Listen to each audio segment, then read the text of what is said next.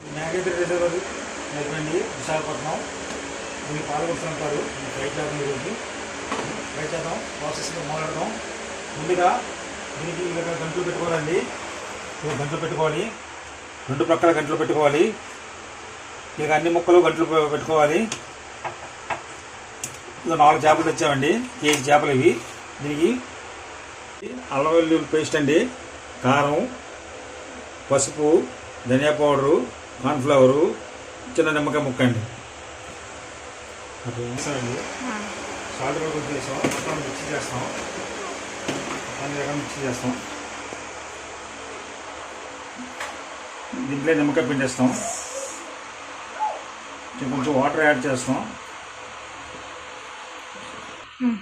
అన్నీ మిక్స్ చేసామండి, మొత్తం మిక్స్ చేసాం. ఇప్పుడు ప్రాసెస్ మొదలెడదాం. ఒక్కొక్క చేపకి మొత్తం అంతా చేయాలండి. ఇవన్నీ చేపలతో గంటల్లో క్లాప్ చేసి మొత్తం రాయాలి, మసాలా రాయాలి.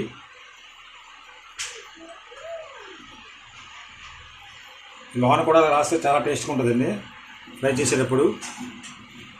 ఇది మేఘాది రిజర్వేర్ అండి, విశాఖపట్నం దగ్గరలో ఉంది రిజర్వేరు.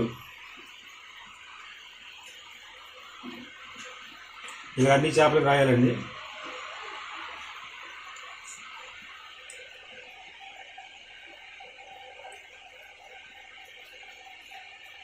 చేపలన్నీ రాసండి, మొత్తం మసాలా తీసాం. నెక్స్ట్ ప్రాసెస్ కడాయి పెట్టి వెలిగిస్తానండి ఫ్రై చేయడానికి. ప్యాన్ పెడుతున్నాను.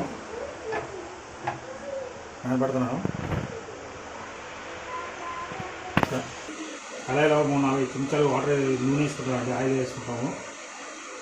ఆయిల్ వేసుకొని ఆయిల్ బాగా మరిగిన తర్వాత చేప ఒకటి చేద్దామండి, ఫ్రై చేద్దాము. ఆయిల్ వేడైపోయిందండి. చేప నూనెలో ఫ్రై చేస్తున్నాం.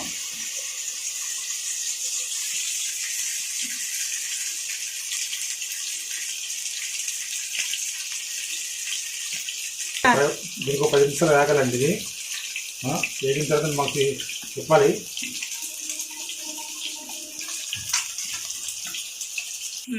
ఇలా సిమ్లో పెట్టి వేసుకోవాలండి నెమ్మదిగా. ఒకసారి వేగిన తర్వాత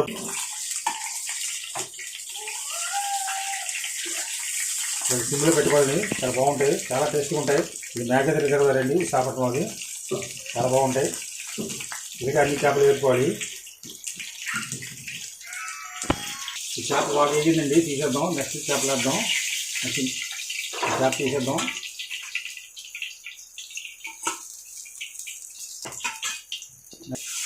వేద్దాం.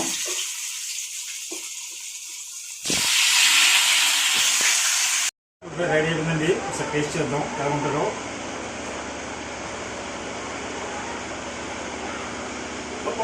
ఏం టేస్ట్ ఉందండి, నోట్లో పెడితే కరిగిపోతుంది.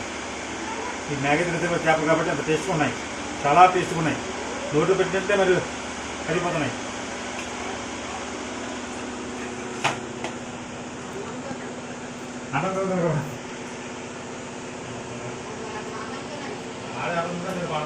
ప్లీజ్ లైక్ అండ్ సబ్స్క్రైబ్ చేయండి అందరూ.